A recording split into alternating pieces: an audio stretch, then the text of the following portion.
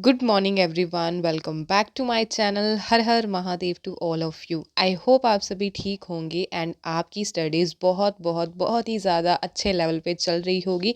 जो भी एग्ज़ाम की आप प्रिपरेशन कर रहे हो, आई होप वो बहुत ज़्यादा अच्छा चल रहा होगा। सो स्टार्ट करते हैं आज का व्लॉग, आज का day with full of productivity, positivity, with DI या फिर पैराग्राफ। तो सबसे पहले हमने स्टार्ट किया है पैराग्राफ। पैराग्राफ मैंने पढ़ लिया है और पैराग्राफ पढ़ते पढ़ते मुझे ये ऐसा लगने लगा है अब कि पैराग्राफ सॉल्व हो जाता है, समझ आ जाता है। चलो ठीक है, आज से पैराग्राफ नहीं करते, बट फिर याद आता है नहीं, कंसिस्टेंसी अगर मेंटेन नहीं ना की तो नहीं हो पाएगा। तो फिर इसीलिए मैं बैक टू द पैराग्राफ आ जाती हूँ, फिर पैराग्राफ सॉल्व करती हूँ। फिर एक दिन अगर नहीं भी किया, वैसे तो मैं रोज़ कर रही हूँ, अगर नहीं करूँगी मुझे पता है उसमें जो 5 क्वेश्चन सही हो रहे हैं ना वो नहीं होंगे। इसलिए ये हमारा कर्तव्य बनता है कि पैराग्राफ डेली सॉल्व करें। अगर आपने डेली सॉल्व करना नहीं शुरू किया तो किस चीज़ का वेट कर रहे हो भाई लोग, जल्दी जल्दी पैराग्राफ सॉल्व करना शुरू करो, क्योंकि पैराग्राफ आएगा, डीआई आएगी, तो इसमें नंबर लेने हैं। 5 क्वेश्चन अगर नहीं भी सही होते कोई बात नहीं, 4 तो करके आएंगे ना। और लक बाई चांस, अगर हमारा लक वहाँ पे साथ दे जाता है, वैसे तो लक पे हमें डिपेंड नहीं होना, बट अगर लक साथ दे जाता है हमारे ड्यू टू हार्ड वर्क, तो हमारे 5 क्वेश्चन सही हो जाएंगे। तो रिस्क मत लो, पैराग्राफ सॉल्व करो। यही मोरल ऑफ द स्टोरी है। एंड एवरीवन, मुझे आप सभी के साथ एक बात शेयर करनी है। ये बात है मेरी फ्रेंड की जो अभी एमए कर रही है, उसका थोड़ा स्टडीज़ में गैप था और उसकी मैरिज हो गई थी, तो उसने दोबारा से एमए स्टार्ट की। एंड वो मुझसे पूछ रही थी अबाउट यूजीसी नेट। तो मैंने उसको बताया कि मैंने एक चैनल ऐसे शुरू किया है यूट्यूब पे, तो उसमें मैं स्टडीज़ व्लॉग अपलोड करती हूँ। तो उसने मुझे कहा लिंक भेज, तो मैंने उसे भेजा एंड वो देख दिया। और वो कह रही थी तो अपना दिन मैनेज करती है, अच्छा बनाती है blog. And by the way, आज फ्रिज की सफाई कर दी है मैंने सोचा रोज़ छोटे छोटे कोने पकड़ के साफ़ कर देंगे, क्योंकि एक बार से मेरे से ना सफाई होती नहीं है। प्लस मुझे डस्ट से ना बहुत ज़्यादा एलर्जी सी है, तो मेरा नाक बंद हो जाता है, खांसी आना शुरू हो जाती है। और आप सोच रहे होंगे कि ये रिसर्च के नोट्स लेके लड़की क्यों बैठ गई है, दोबारा कहीं पागल तो नहीं होगी, कहीं ये लड़की अपने लक्ष्य से तो नहीं भटक गई, कहीं इसे पता तो नहीं है कि इस हफ्ते क्या करना है और ये क्या कर रही है। नहीं है, सच कुछ भी नहीं है। मेरे को ऐसा लगा, मेरे को नहीं लगा, वैसे ये मेरे सीनियर ने मेरे को सजेस्ट किया है। तो उन्होंने कहा कि जो पिछला है ना वो रिवाइज कर, ऐसा मत हो अगला न्यू पढ़ने के चक्कर में, सिलेबस कवर करने के चक्कर में तो पिछला पढ़े ही ना। तो फिर मैंने पिछला पढ़ना रिवाइज किया। कहते हैं चाहे कम पढ़, पर जो पढ़ रही है ना उसमें से तेको पेपर आना चाहिए।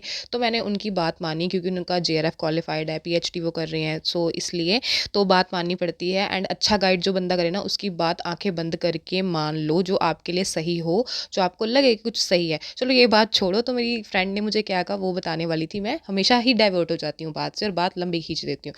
तो उसने मेरे को कहा कि तू अच्छे से दिन मैनेज कर रही है, पर प्लीज़ मुझे भी गाइड कर दे कि मैं कैसे अपना दिन मैनेज करूँ, कैसे टाइम टेबल बनाऊँ, कौन से यूनिट स्टार्ट करूँ, कौन सी यूनिट स्टार्ट करनी है, फिर उसमें टॉपिक कौन सा स्टार्ट करूँ, टॉपिक कैसे पढ़ूँ, वाईटी पे कौन सा चैनल है, एंड सो मैनी थिंग। वो जब मुझे वीडियो कॉल करती है आजकल तब भी यही क्वेश्चन पूछती है, मिलती तो बहुत वो कम है, बट जब मिलेगी आई थिंक तब भी यही क्वेश्चन करेगी। एंड सो मैनी थिंग, वो कहती मुझे पता ही नहीं है, अभी पता चल ही नहीं रहा मैं पहला स्टेप क्या लूँ। इसीलिए मैंने थंबनेल का जो टाइटल, जो उस पर कोट लिखा है, यही लिखा है 1000 मील्स जो भी आप कह लो, उसकी जर्नी कहाँ से स्टार्ट करनी है, एक सिंगल स्टेप से। तो मेरा उसको यही सजेशन है कि पहले तू ये सोच तूने स्टेप लेना कहाँ से है, क्या लेना है, स्टेप लेना भी है या नहीं। जिस हिसाब से उसके क्वेश्चन और क्वेरीज थी, मुझे लगता भी नहीं है कि वो सिंगल स्टेप ले पाएगी।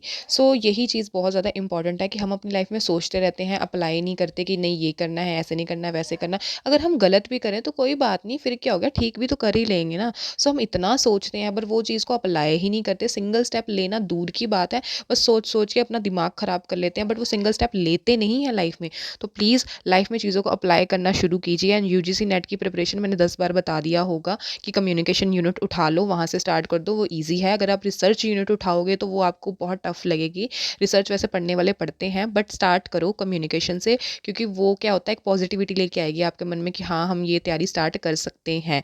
ठीक है, कम्युनिकेशन कर लो, फिर उसके बाद कम्युनिकेशन की टर्म्स वगैरह पता चल जाएंगी, फिर उसके बाद रिसर्च से स्टार्ट करो, क्योंकि रिसर्च में बहुत ऐसी ऐसी टफ टर्म्स हैं जो एक बार में इंसान को समझ नहीं लगती। फिर वहाँ पे हम नेगेटिव हो जाते हैं, हमारा माइंड सेट ऐसे नेगेटिव बन जाता है कि नहीं ये मेरे से नहीं होगा, यूजीसी नेट का पेपर मेरे से नहीं हुआ। ये फीलिंग लेकर ही क्यों आनी है अपने मन में। स्टार्ट ईजी से करो, अगर स्टार्ट टफ से करोगे तो आपको वो टर्मिनोलॉजीज नहीं समझ लगेगी। लोग बोलेंगे कि रिसर्च से करो स्टार्ट, ये करो वो करो, बट नहीं, कम्युनिकेशन से स्टार्ट करो, उसमें से पेपर आता भी है, ईजी भी है। पॉजिटिव स्टेट ऑफ माइंड से चलो, सो दैट अगर आप कोई टफ यूनिट पकड़ो तो आपको ये लगे कि हाँ ये भी यूनिट तो मेरे से सॉल्व हो जाएगी अगर मैंने वो यूनिट सॉल्व की है। ऐसा सोचना ही नहीं है कि ये चीज़ नहीं होगी। और मेरी फ्रेंड के लिए मेरा एक ही आंसर है कि अगर तेरे को यूजीसी नेट की तैयारी स्टार्ट करनी है, तुझे कुछ भी समझ नहीं आ रहा, पर तू स्टार्ट तो कर। अगर एक ही क्वेश्चन को 10 बार पूछेगी तो वो 10 बार सेम ही आंसर मिलेगा। ऐसा नहीं है कि आंसर चेंज हो जाएगा। सिंगल स्टेप लो लाइफ में, ऐसा कुछ नहीं है कि तुम पहले स्टेप में ही सही हो जाओगे। बहुत बार गलत होगे, बट स्टेप लेना बहुत इंपॉर्टेंट है। घर बैठे बैठे सच कुछ भी नहीं होता। रियलिटी इज़ कि हमें लड़ना पड़ता है, वो सिंगल स्टेप लेना पड़ता है, कोशिश करनी पड़ती है। ऐसा कभी कुछ हो ही नहीं सकता कि हम बैठे रहें, सोचते रहें और वो चीज़ होगी। अप्लाई करना सीखो। आजकल मैं ये वाला फेस वॉश यूज़ कर रही हूँ, तो मेरी फ्रेंड ने मेरे को सजेस्ट भी किया था और लेकर भी दिया है कि तू ये वाला फेस वॉश यूज़ कर। और इसे लगाने के बाद मुझे ऐसा फ़ील हुआ कि मेरी स्किन बहुत ज़्यादा ड्राई हो चुकी है, खींची खींची सी, और ज़्यादा ड्राई ही मेरे को लगी। तो कोई अच्छा सा फेस वॉश होगा तो सजेस्ट करना। My skin type is not sensitive, but पता नहीं क्या होता है कि कुछ भी न्यू चीज़ यूज़ करती हूँ ना जब भी, तो बस वही पिंपल्स हो जाते हैं और ऐसी ड्राइनेस हो जाती है। ड्राइनेस की प्रॉब्लम बहुत ज़्यादा है, तो मेरे को कोई सजेस्ट करना अच्छा सा face wash. Hello everyone, so everyone मैंने नहा लिया है एंड अभी मैंने सुबह से खाना कुछ नहीं खाया। अब मैं खाऊंगी खाना। उससे पहले फेस पे मॉइस्चराइज़र लगाना है, जिसकी नीड मुझे लगता है बहुत ज़्यादा वाली है मेरे को। और उसके बाद स्टडी करेंगे। सुबह थोड़ी बहुत जितनी स्टडी की थी और सफाई चल रही है। रोज़ की थोड़ी थोड़ी सफाई करेंगे। उतनी सफाई करनी है जितनी कि मेरी बॉडी को थकावट ना हो, कि मैं थक ना जाऊँ, सिर्फ उतनी सफाई करनी है। बाकी तो देखो सफाई पूरी टाइम होती रहेगी, सफाई कभी घर की ख़त्म नहीं होगी। सो अभी खाना खा लेती हूँ, फिर स्टडी करेंगे। खाना खा के 10 मिनट का ब्रेक लूँगी, क्योंकि बहुत ज़्यादा नींद आती है और सोना मेरे को है नहीं। रात को मेरी नींद पूरी हो चुकी है। वैसे मेरी आंखें सोई सोई लग रही होंगी आपको, बट नींद मेरे को नहीं आ रही। और आए भी ना, मैं चाय बना लूँगी। तो खाना खाती हूँ, चाय बनाती हूँ, फिर पढ़ाई करते हैं।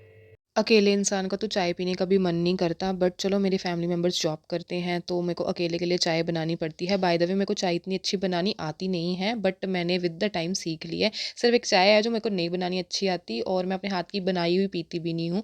एंड अभी मैं रिवाइज़ कर रही हूँ इंडियन लॉजिकल रीजनिंग। ये मैंने कल भी रिवाइज़ कर लिया था, बट मेरे को ये अच्छा भी लगता है और मुझे लगता है कि ये रिवाइज़ करते रहना चाहिए, क्योंकि अभी साथ साथ किया ना तो जल्दी रिवाइज़ हो जाता है। और आपने अभी देखा होगा वीडियो में, जब मैं रिवाइज़ कर रही थी कोई भी चीज़, तो मैं ऐसा नहीं कि लाइन टू लाइन रिवाइज करी थी। उसमें मैंने जो अंडरलाइन किया हुआ था, हाईलाइट तो नहीं, अंडरलाइन जो वर्ड्स किए हुए थे, जो लाइन अंडरलाइन की थी ना, मैं वही रिवाइज करी थी, क्योंकि वो कैच वर्ड्स हैं।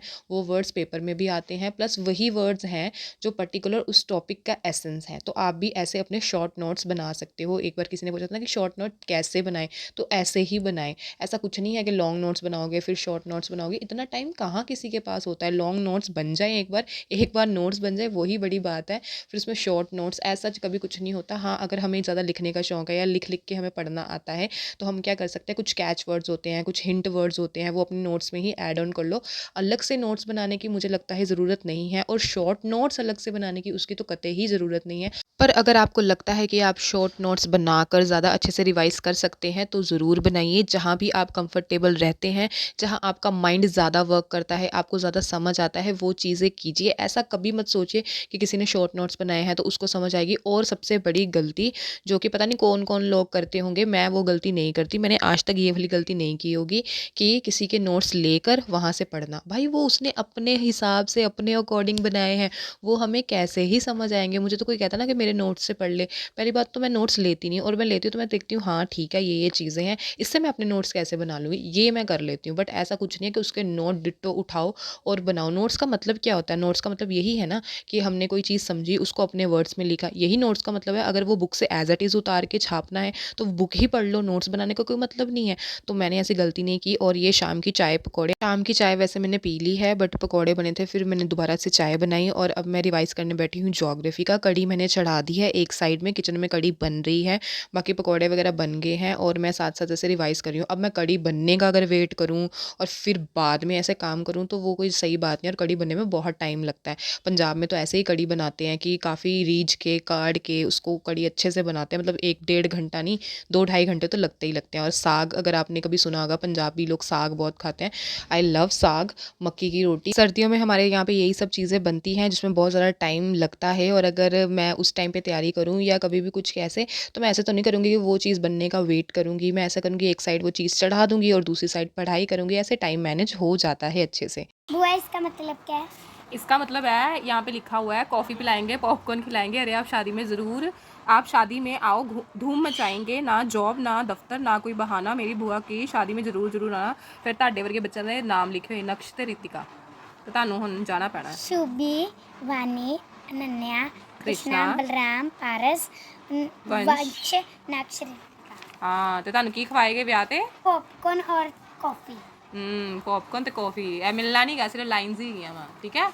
एंड ये आंवले का मुरब्बा आजकल मैंने खाना शुरू किया है। आजकल क्या 2 ही दिन हुए हैं, वैसे मैंने ढिंढोरा पीट दिया है और ये अच्छा होता है हेल्थ के लिए, आप भी ट्राई किया कीजिए। बालों के लिए बहुत ज़्यादा अच्छा होता है, स्किन के लिए अच्छा होता है, तो बेनिफिट्स तो आप सबको पता ही होंगे। तो चलो ज्योग्राफी के बारे में बता देती हूँ।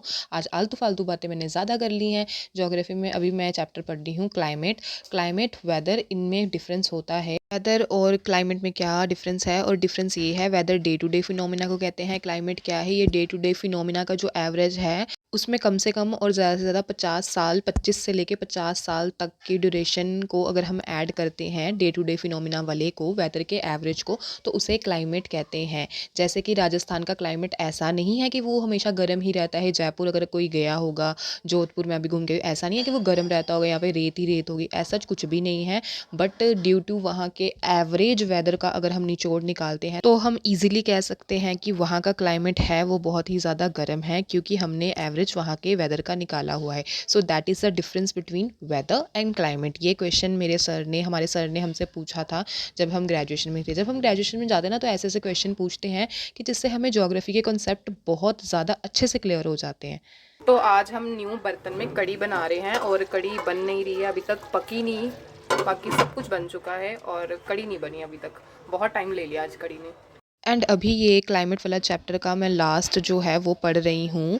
सीज़न ऑफ रिट्रीटिंग मानसून, यानी कि मानसून वापस कैसे जाता है, किस किस जगहों से जाता है इंडिया में। और ये जो टॉपिक है ना, हमेशा से मेरा फेवरेट रहा है क्लाइमेटोलॉजी में। एक्चुअली यही टॉपिक ओनली है जो क्लाइमेटोलॉजी में मेरा सबसे ज़्यादा फेवरेट रहा है।